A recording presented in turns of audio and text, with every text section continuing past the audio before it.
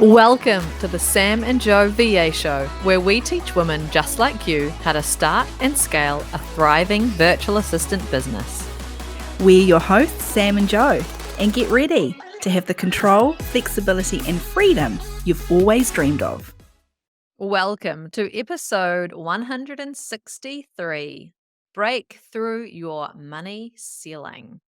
We have got a very special guest joining us today. Lynda Moore is the money mentalist. Lynda empowers her clients to change their relationship with money and take control of their financial future, because who doesn't want that? Lynda's money mentalist programs help you rewrite your beliefs about money and put you on the path to financial freedom. Welcome, Lynda. Thank you so much for coming on. Oh, look, thank you for having me. It's an absolute pleasure to be here. Yeah, thanks so much, Lynda, for joining us. So let's start this with how you actually became the money mentalist. What was that all about? Well, I'll give you the edited highlights, otherwise we'll be here all day. So many years ago, I was an accountant in practice and I was looking after about 120 clients. And I was a very good accountant. They all loved me.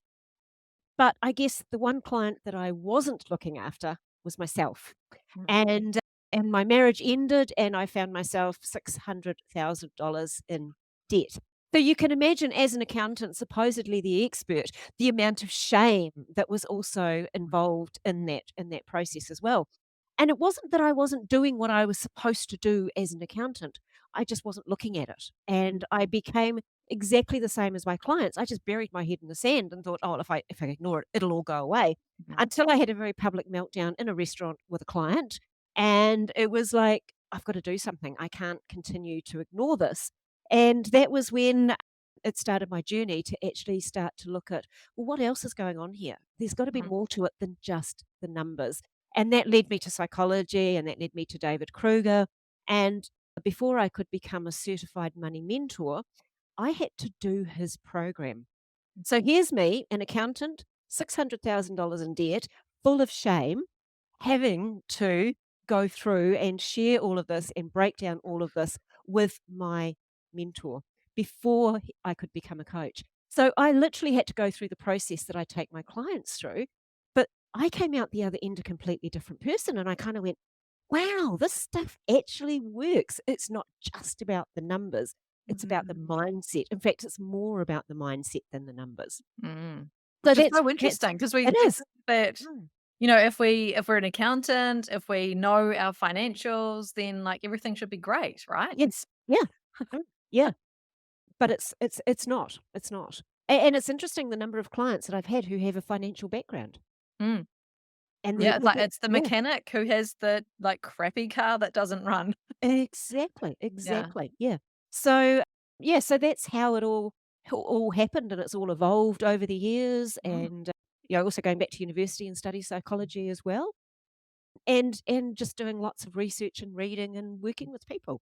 Yeah, what a great combination. Yeah. That's awesome. So we first met you early on in the year, Lynda, when Mhm. you very kindly came onto a coaching call that we were running inside Scale It, our membership for established virtual assistants looking to scale. And we had an amazing hour with you where you shared so many, there were so many aha moments in this session talking about money blocks, Yes. the dreaded money blocks. I know, yes. And Which- look, we all have them. We all have them. Where do money blocks come from and what are they? Let's start there. Okay, so we actually, whether you call them money blocks, money stories, money beliefs, they're all kind of the same thing.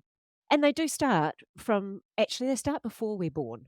Because before we're born, we have parents and they're sitting there and they're going, how are we going to pay for this child? You know, we've got to raise this child, we've got to feed. So even in the womb, you're getting money stories fed to you from your parents. Yeah. Yeah. And so you're already and when you are born, there's all these preconceived because you come into a set environment. And so us as born in New Zealand, for example, we're going to have quite different money stories and money beliefs than someone, for example, who is born in Uganda, where there's been a lot of famine and life is very different. They're going to have Mm. very different money stories than we have simply because of the environment that we come from. So that's the very first starting point is what's your environment? What did you grow up with? And then, of course, as we get older, of course, our world starts to expand. We meet other people. We might go flat in university, get a job, travel. And all of those people that we interact with, they'll also have an influence on our money story as well. So, what tends to happen is they'll either reinforce some that we've got, or they'll completely flip them and they'll rewrite them into different beliefs. Mm. And this is constantly going on because our relationship with money is the longest one we will ever have. Because the day that we die and we've got all of our friends and family standing around our coffin with tissues, in the back of their mind, they're going, I wonder how much of the money I'm going to get. Yes. So Wow. it never ends. It never Mm. actually ends. Far out. Yeah. So it comes down to what do you want that story to be? And the thing is, we think about money blocks and we focus on the money blocks, but it's like, why are you letting it hang around? Yeah. Why don't you write a new story? Why don't you Well, write a new story? how do we even know what our money stories are? Like, Ah. how do you uncover them? Well, this is really interesting because again, like any beliefs, some of them are so obvious and Mm. others are so deeply buried. And when I think about ones that I think about so obvious, I mean, if you look in the States at gun law, you know, it polarizes and everyone is Mm. really happy to discuss what their view is on some of those things. So those beliefs are out there, they're very front and center, and we will openly talk about them. You talk about ones around self esteem, body image, and money, and those ones are buried so deeply inside of us. We only bring them out when we really, really have to examine.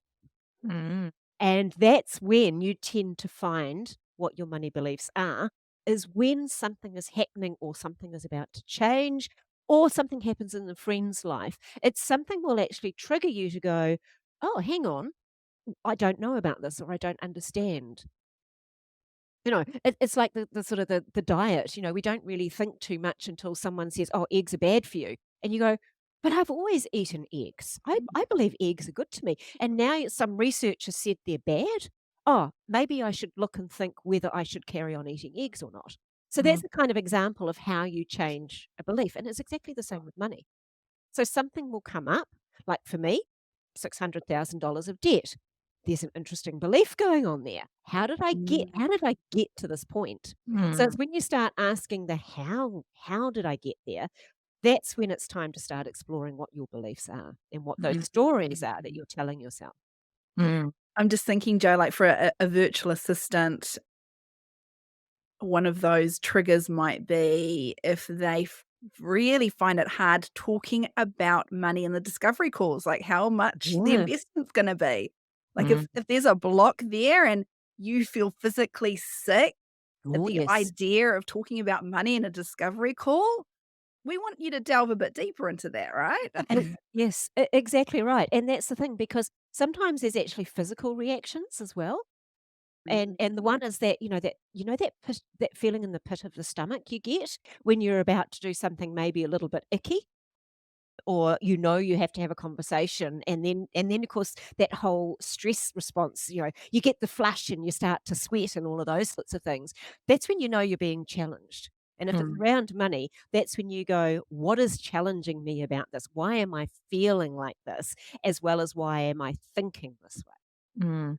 We also see virtual assistants who will just naturally want to discount or like lower their rates like instantly Mhm. because they have that block around charging what their rate is. Yes, and that's kind of linked to a self-esteem belief as well.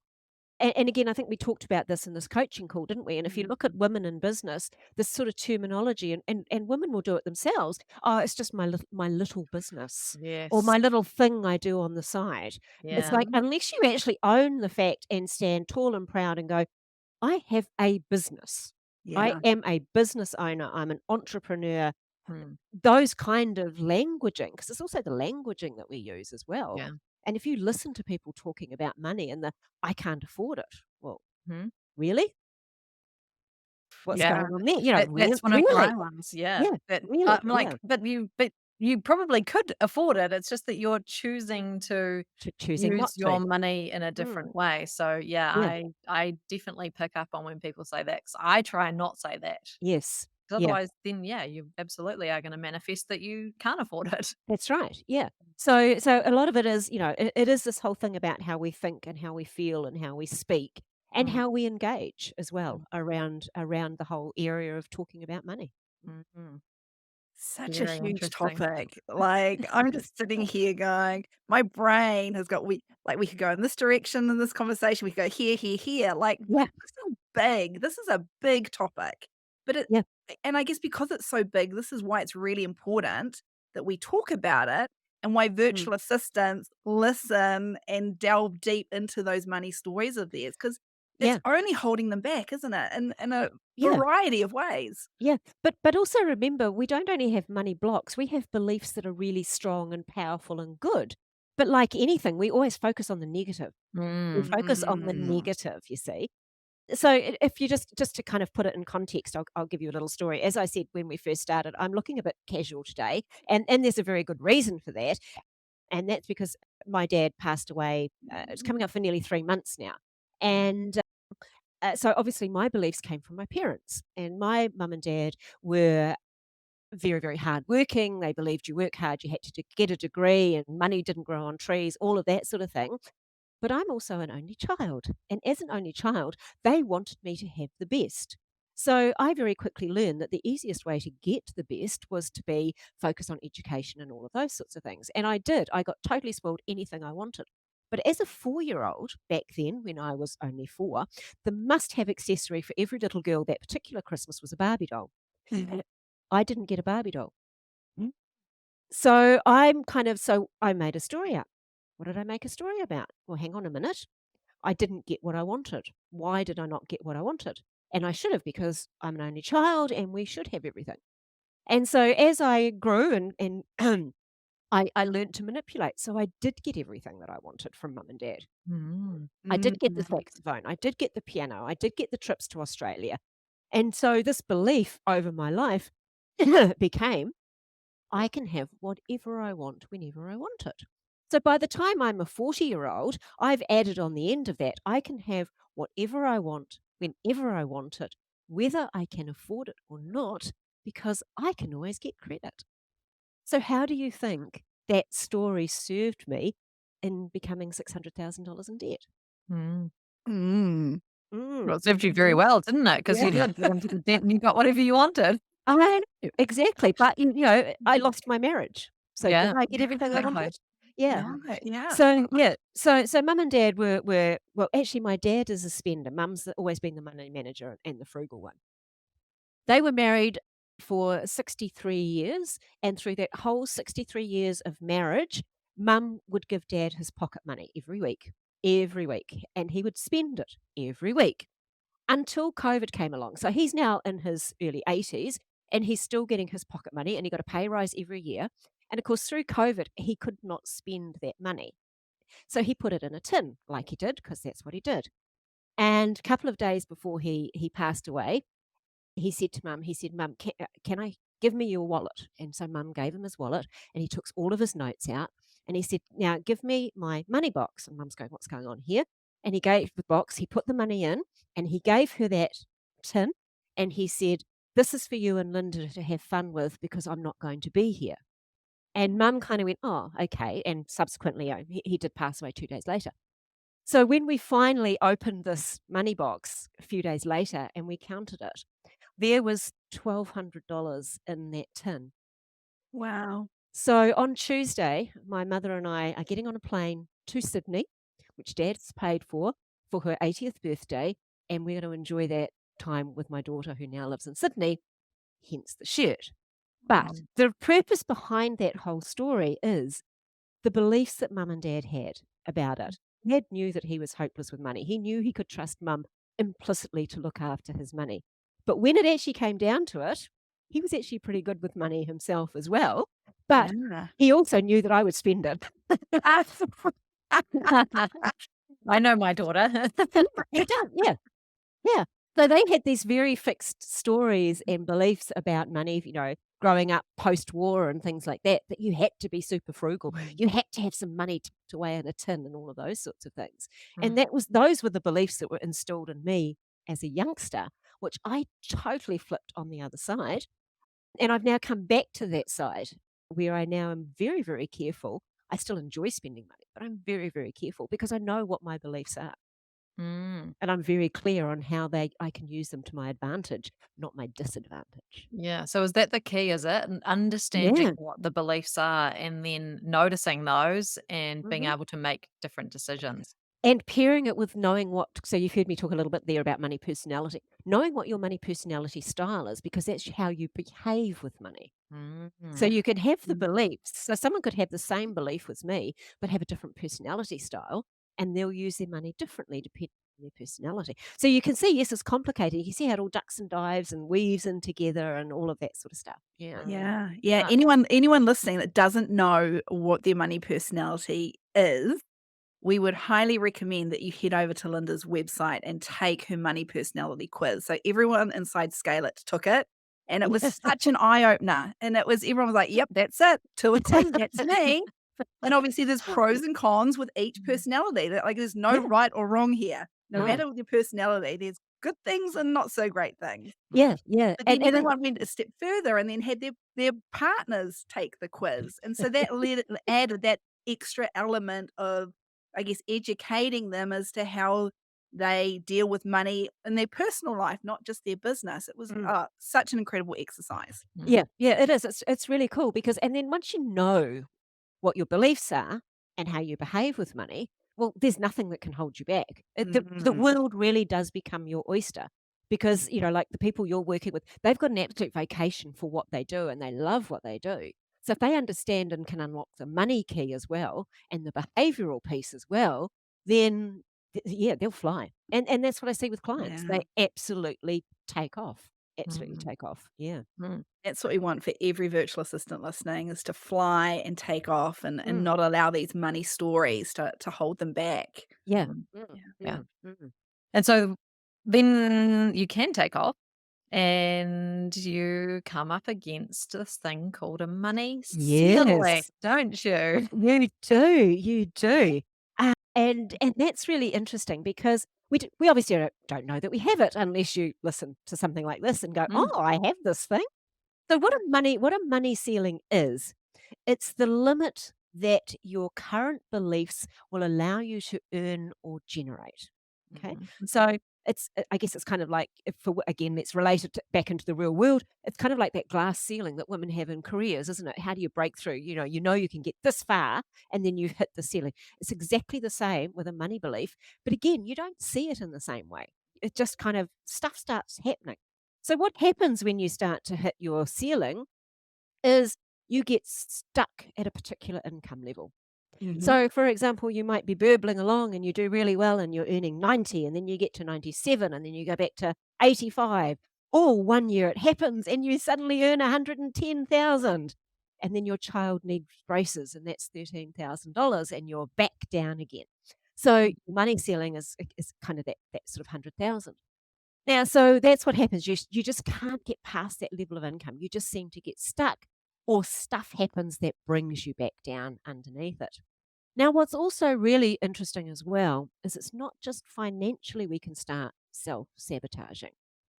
So, this wasn't my client, this was one of my colleagues' clients, and it was working with the couple. And the husband actually said, "Do you realize every time you get a bonus, because she was in the corporate world, every time you get that bonus, we fight more Oh, until, wow. until that bonus is gone." Wow, what is that about? Wow. That was her money ceiling. So she was self sabotaging the relationship and getting rid of the money. Mm. So it's not just something happens and you spend it, other stuff, other things around in your relationships, because potentially she had the underlying belief there that if I have this money and I earn more than my partner, he won't love me anymore. Mm. So Mm. so she was killing her relationship until she got rid of the money. Oh my Wow. Wow. Yeah. So you threw out some numbers there. So could Yeah. someone's money ceiling be kind of anything Oh, that yes. Yeah, it could be. in any kind of range? It's Oh, whatever your particular money ceiling is, mhm. right? Yep, yeah. You can do it. I've had clients where it's been 50,000 and they're earning like 23 or 24. I've also had a client who it's been $1,000,000. We were doing the exit, it just kept going up and up and up and up and up. And it was finally, yeah. And he actually was able to push himself up to 3,000,000. Mm. Mm. Does everyone have a money ceiling, Linda? Yeah, we do. We do. Yeah. Yeah, yeah. And the way you find it, because 'cause you've gotta figure out where it is. Yeah. So How do you identify it?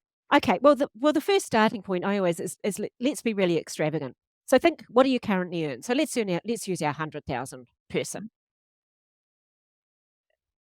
What happens if you earned 10 times that? See now, look at your body language there. Yeah. I went and my eyes went big and my eyebrows went up. And then what was your thought? What did you think? That would never happen. So there you go. So that's above your ceiling. That's above your ceiling. Obviously, yeah. Yep, Yeah. yep. There's a reaction to that, even Yeah, thinking a about it. physical even thinking it's like, that's just not possible. So there is no point in you setting a goal in your business to 10x your income because you don't have a belief that will allow you to do it. So you'll self-sabotage that journey. So, okay, so take our 100,000. What if you 5 times it? What if your income was 500,000? Now what's your reaction? Now, see, you're thinking about it. I know. You're I had thinking about to it. swallow. I had to swallow my Yeah. reaction. Okay, so again, what was the thought behind it? So you've got the physical. You're fantastic. It's perfect. That's so cool. Very expressive, Sam. Yeah, yeah. So again, you had the thing in the throat. I had a The thing in my throat, and yeah, I'm feeling like there's something under my skin. yeah. So okay, so you're getting Yeah. a little bit, yeah. So and the thought, the thought, Not worthy. no, not worthy. So there's your underlying belief. So again, if you were at 100,000, I'm going to 5x my business. It's too. Not gonna happen. It's not going to happen. You will stop it, and you will stop it because of beliefs and values. This is where values start to play into it as well. Okay. Mhm. What if we doubled it and went from 100 to 200? Yeah. There you go. Now, okay, so okay, so we're going, yep, I can do this. Yeah. What about 250?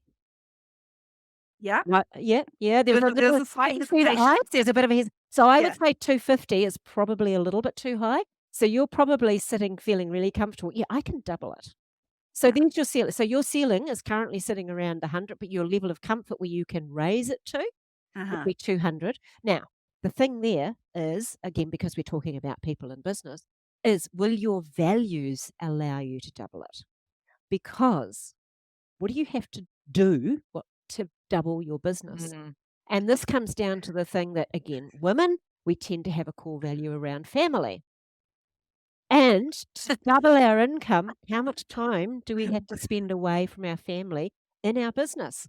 So if you've got a core value that's going family, hang on, I'm now going to be working 5 nights a week. I'm going to have to put my kids into you two are squirming. Look at me. No, no, We've we've been literally laughing had this because conversation like last week Yeah. around my beliefs around our goals for our business. Yeah. And what's holding us back right now is totally my beliefs around money and the fact that in order to earn that or bring in that type of revenue and profit, I have to then be working 24/7 in order to do it.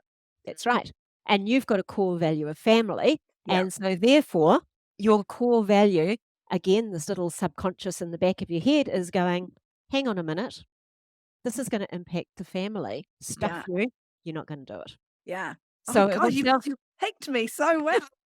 all right, right. But this is because this is so common amongst women in business, and we don't know it's going on. We don't, Huh? and we just keep hitting the ceiling, and we keep beating ourselves up that we're failing. We're not failing. We just don't understand the link between the goal, the money, the belief, and the value. yeah. So how do you resolve this one? You've got this really strong thing about family values. You want to go there. You've got this drive. You've got the skills. You've got everything to break through the 100 and get you up to the 200. But this value and belief, because values and belief are closely linked. So how do? You start negotiating. Okay. So you start negotiating around these values of family. So you're going, and this is where my little 4-year-old Linda, because it's usually the inner child that is the one that's kicking up a fuss. It's not your Yeah. real family. It's your inner child who's going, "Excuse me, there's no way you're going to work 24/7 because what about me? Who's looking after me? Where's the fun? Where's the joy? Who's going to give me the cuddles and all of that sort of thing?" So it's your little inner child. So you start having little chats with your little 4-year-old or 7-year-old, whatever it is. Yeah. Now, for me, little Linda stands beside me. Your little inner child might need cuddles and might be sitting on your lap. But I literally have conversations with little Linda when I want to do something and I know I'm going to have to work my butt off and she's going to get shitty with me, because she Mhm. does. And what we do is go, okay, we've got 90 days. I'm going to work my butt off for 90 days. And then we're going to have time out and we're going to go and stay with mum and we're going to go to the beach. And I promise I won't talk to any clients. Or we'll go to the spa or we'll go. And so you negotiate and you have to keep your little inner child happy. And once she's happy, she then becomes your biggest support. And come on, get it done, get it done. Can we get it faster? Because I want to go and have that reward. I want to go to the beach or I want to go and play. So can Yeah. we play earlier if you get that? Mm. And once you've got yourself, your little inner child and you, and whoever else is in your boardroom table happy, then yes, you will break through that ceiling. You will achieve it. Now, in the real world, you also do have to negotiate with the family as well, and Mm. it's the same thing. And this is where I call them tabletop discussions. And it's where you literally set some side of time and you literally sit down around the table with the family and go, this is what I'd like to do. This is how I said to do it. And this is what we'll get at the end of it. How are we going to make this happen? Mhm. Mm. And you Yeah. brainstorm, you can brainstorm around. And it always surprises me that kids are really creative in how they want to help once they understand what's going on. Yeah. Yeah, I think we sometimes underestimate them, don't we, in We terms do. of the money conversations we have when they're Hmm. present. Yeah. I mean, I think that's another one of my money stories. We just growing up, Mm. you just didn't talk about money. No. I'd No. never heard my parents talk about money. That would be behind the closed doors if they were talking Yes. about, you know, mortgage payments or redundancies or anything like that. Mm. Never talk about that in front of the kids. No, that's right. And I've get had some fascinating things have come back from when they actually do these little conversations with their children. And the most unusual one I had is I had some clients, they went off and they did their homework and they came back. And I said, "So what's happened in the last 2 weeks?" And they said, "We're eating less sugar." And I'm going, "Okay, did not see that one coming. Tell me more. Tell me more." And they said, "So, well, we've got a blended family, 4 kids, and we have the reward thing on the fridge for chores and all of that. And they get their stars. And at the end of the stars, we'd buy them a chocolate bar and ice cream, da da da da da, and they'd get this treat." And so we sat them down and said, "Well, what would you like the treat to be?" And they all said, "Well, we want to go to the park. They wanted time. They Mm. didn't want the sugary treat." Mm, And then mum and dad hadn't even thought about it. So they didn't have to spend, the money on the sugary treats. Instead, it was time. And that's how they changed. And that came from their 8, 9-year-old and I think their 15-year-old. Mm. yeah. We think that we know what kids want, and we never ask them or include them in any of No, them. Just no, tell them what's happening, right? that's right. So bringing this all back. So I told you Mm. to tell me if I went off on a tangent. Yeah. No, it's a good great tangent. Well, coming back to the money ceiling. So you hit your money ceiling, you have to Mm, grow your beliefs. You mm, just grow your beliefs, and this comes around everything else that's, things like affirmations, whatever way it is, whether it's meditation, whether it's bringing someone into your business, whatever you need to do. But fundamentally, you need to do the work on yourself and get yourself into alignment and yeah. go, I believe I am worth it. My business is worth it. I am a great VA. I am a great accountant, whatever it is. Mm, And I have an amazing husband who's not gonna leave me if I earn more money than he does, or whatever that story mm, might be. And once you rewrite the story, it's all about rewriting the story. Mm. Saying, "What is the story? Does it serve me? If it serves you, keep doing it. If it doesn't serve you, rewrite it and practice it." yeah. Wow.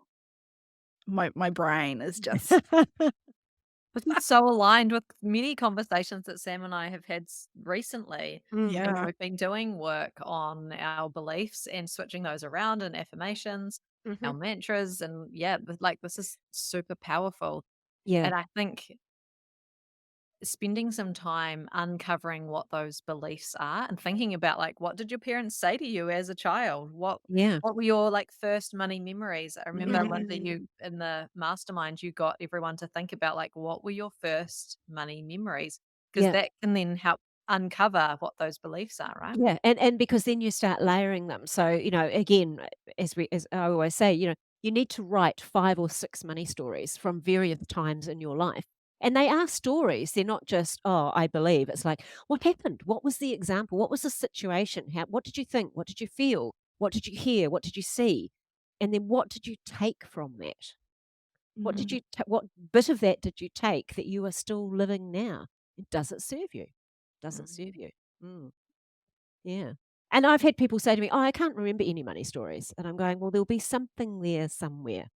And Feel then like a voice. yeah, and then Yeah. this particular client, once she started uncovering, it was just like this volcano erupting.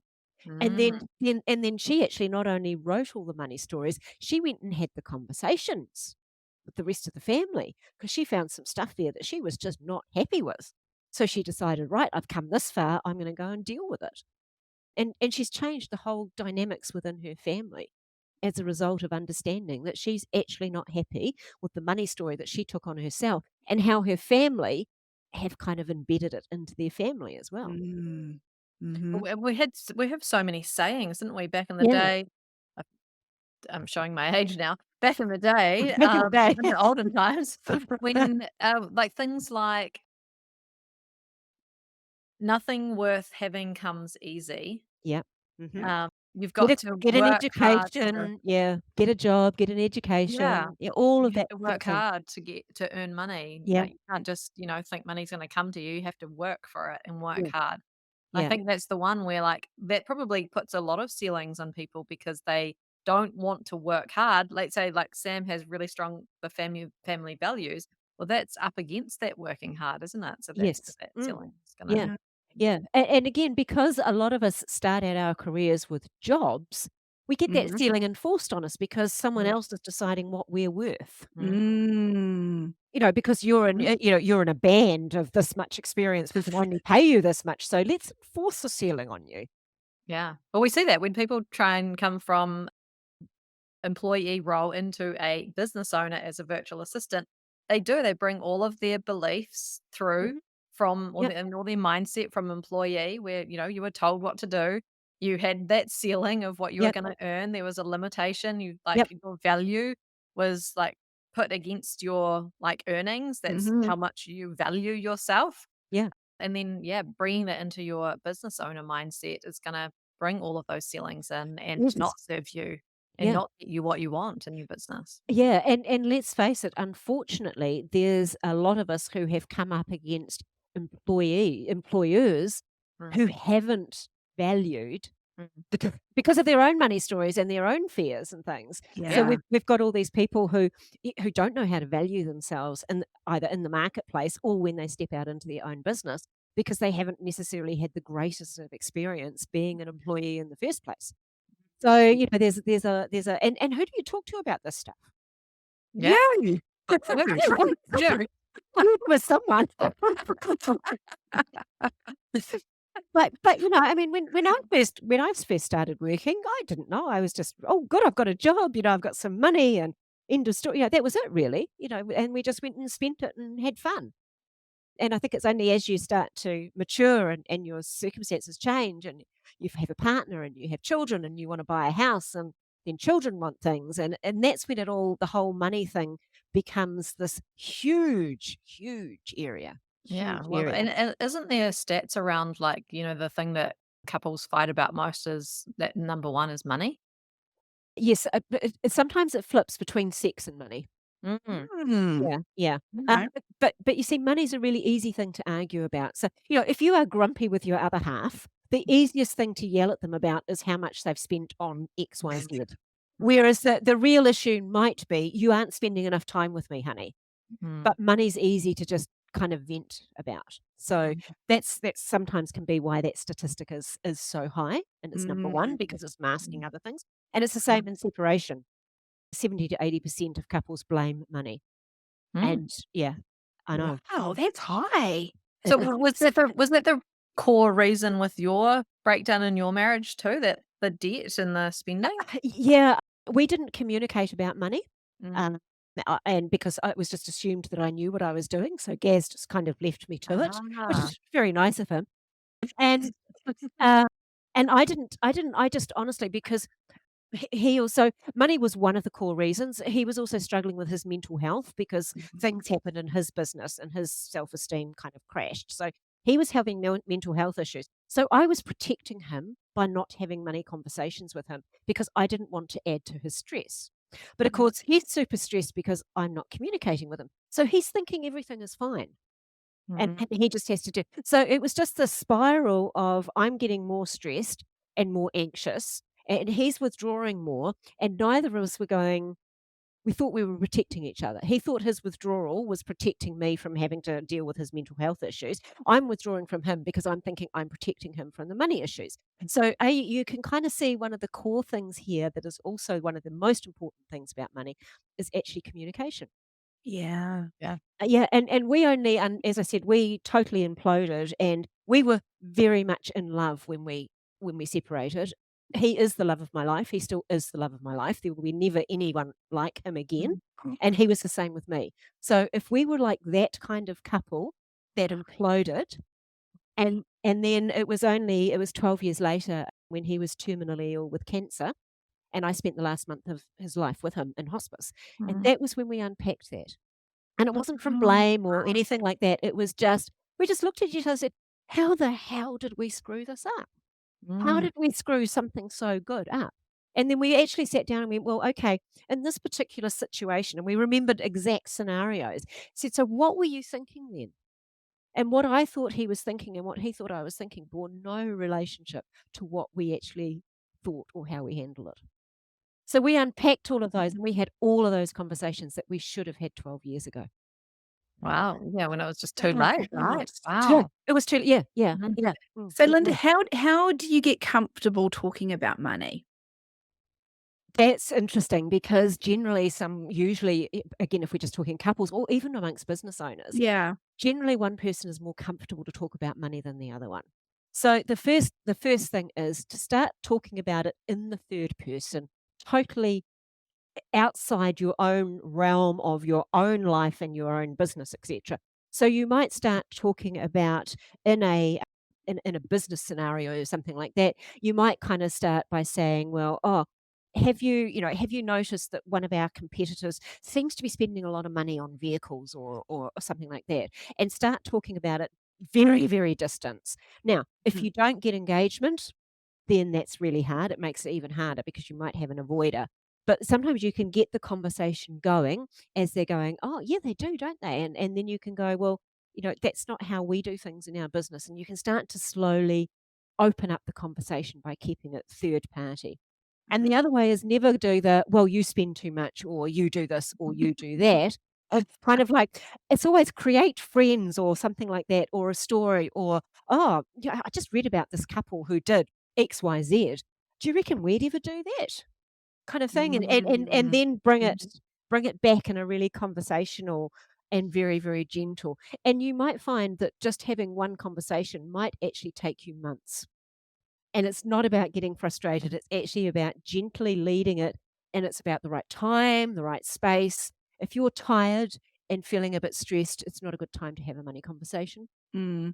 When you really want to have a serious money conversation because there's something you have to talk about, then you do need to let the other person know and go, "Look, we need to set aside some time. I know it's not going to be comfortable for you. I know you're not going to enjoy it, but it's really important and I really need your help and support Mm.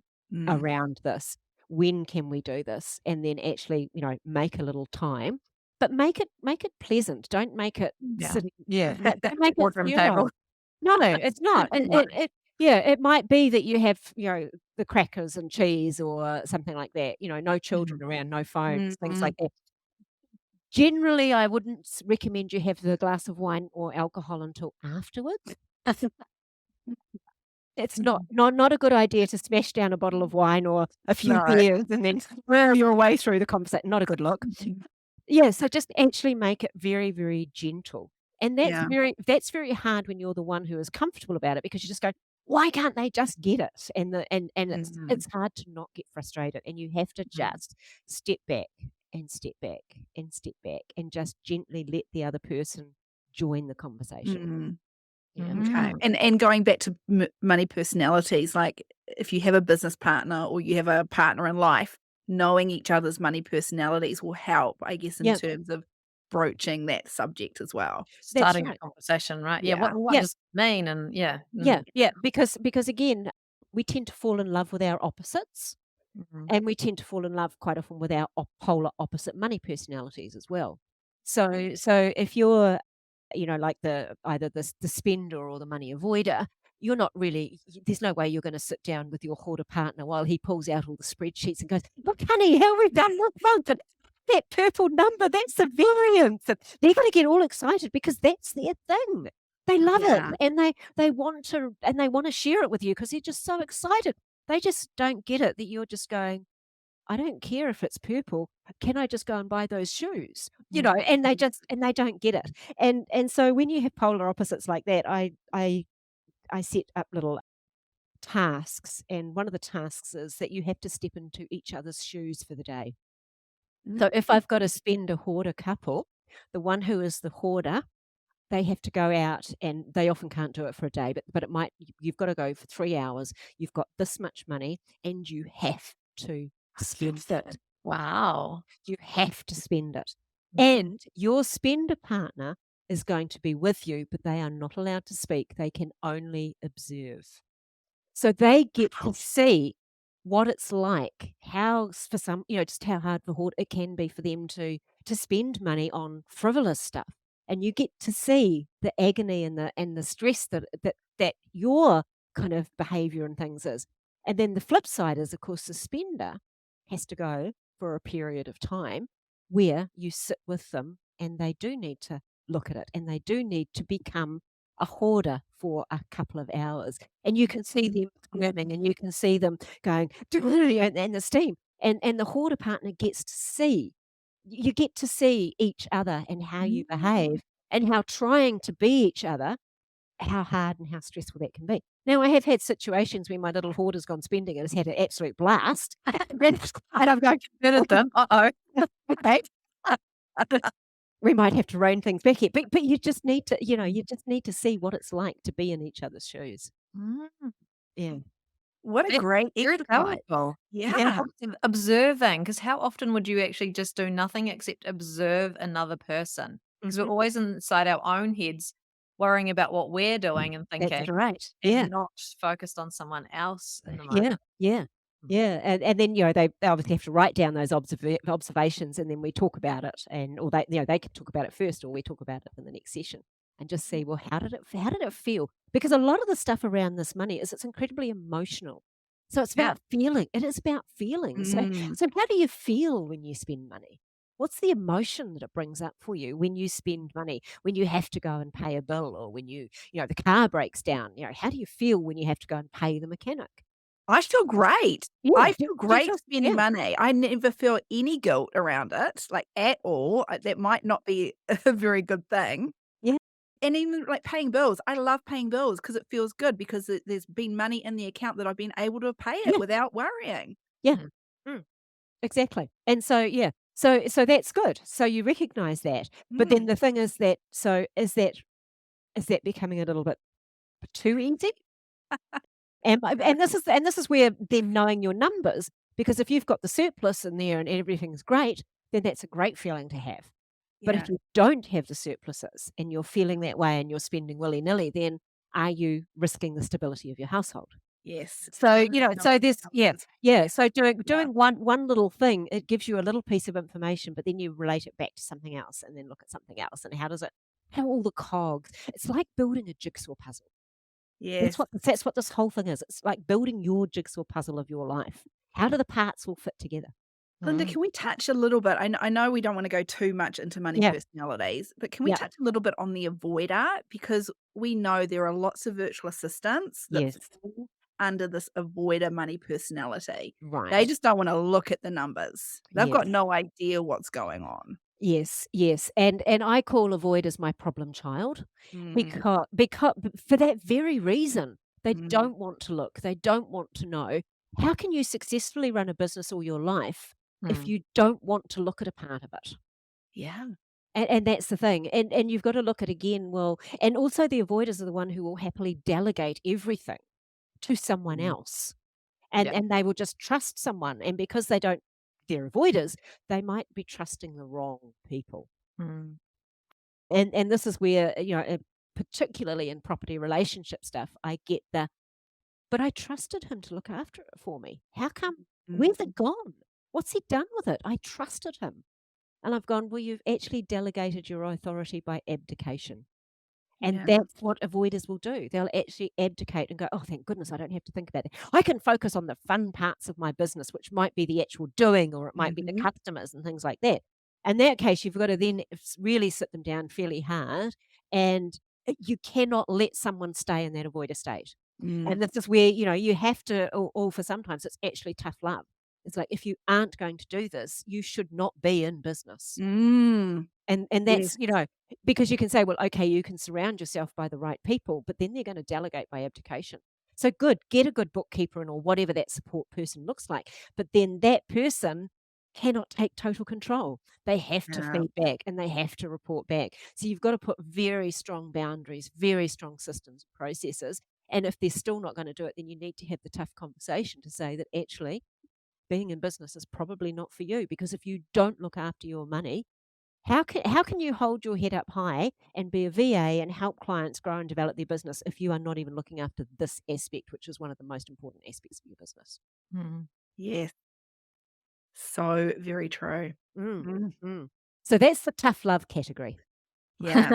Yeah. Mm, yeah, Yeah. yeah. what about the hoarders? Because we see some virtual assistant who are hoarders where, like, they don't pay themselves anything. They're just Mm, keeping the money in the bank account and hoarding it there just in Yes. case. Yeah, yeah.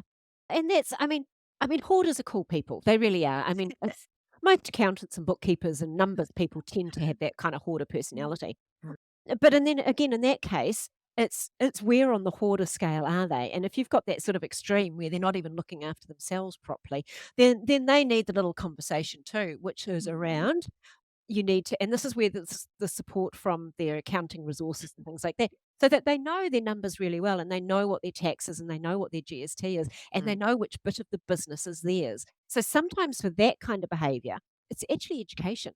They yeah. don't actually, they mm, don't know. They don't know how much you can take out of your business. And in Mm, that case, it's go and talk to your accountant. And if yeah. you don't understand what your accountant is saying, you've got the wrong one. Yes. Mm. Very true. Yeah. Very true. So for a hoarder, it tends to be more around educating them, because if Mm, you say you need to put 25% away for tax, they'll do it. They will yeah. diligently do it, and they will not touch it until tax time. But if they're not told, they will diligently hold on to everything just in case. Yes. Yes. Because they don't know. They don't Mm, know. They don't know. makes sense. yeah. Mm. So Makes sense. Yeah. very interesting. I wanna bring us back to the money ceilings Oh, because yes. Yes. I mean, great conversations, but let's get back to the money ceilings for a Yeah. bit. So, first step is identifying what that Yes. money ceiling is. Yes. Is there a step between identifying and then kind of changing your thought habits around those money stories and your money ceiling? Is there something that you need to do in between that? Well, yeah, there is, because once you've identified where it is, you then know how close you are to it. Okay. So if you're at the 100,000 and chugging along at 100, and your money ceiling is 120, Mhm. you're going to need to start doing some work on yourself sooner than if your money ceiling is actually 100K, because you've got more room for capacity. Gotcha. So if you're earning 100 and you've got a ceiling of 200, then it's systems and processes and what's going on in your business that's stopping you. It's not you. So Mm, then you have to look Okay. at your business. mhm. If you're sitting at 100 and you've got a 120 money ceiling, it's more likely to be your beliefs and things like that. So it's how far away you are from your money ceiling that dictates what the next step is. That's powerful. That's That's really very powerful. powerful. Love Mm, that. mm. Mhm. Because it's no point in having a money ceiling capacity of 500,000 if you've only got a business that's only ever going to earn you 100. Yeah. Yes. It's a very different conversation. It's like, well, how do I Yes. get How do I get there? I know I have the capacity, because you're happily chugging along on 100K thinking that's all there is. But your beliefs are saying, hang on, excuse me, hang on, guys, we can go up here. Mm. Mm. How are you going to go up there? So identify the gap. Mhm. Identify the gap. Fantastic. I love that. Very practical. Linda, so I think let's wrap it up. Is there anything that you want to leave our listeners, our virtual assistants, with today around money?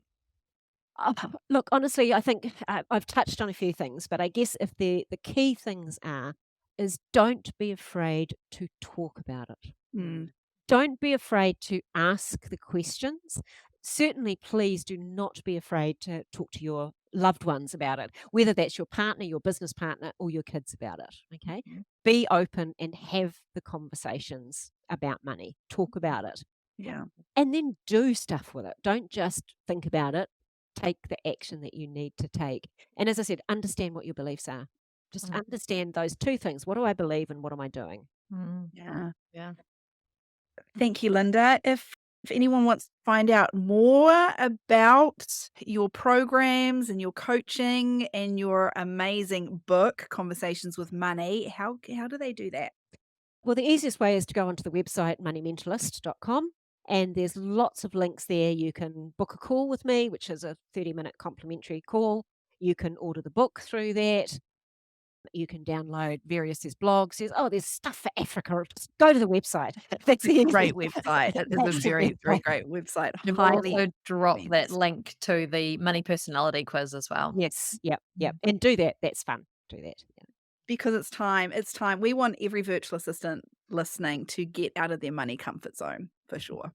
Yeah, we absolutely do. So, yeah, head to those links, find out more. Money is one of the most important things that you need to wrap your head around inside business because let's face it, that is what we're in business for, to make money and help people. Thanks for listening to this episode of the Sam and Joe VA Show. If you'd like to find out more, head to the VA Foundry website to check out the Members Club and the amazing resources, training, and coaching. You can find us at thevafoundry.com.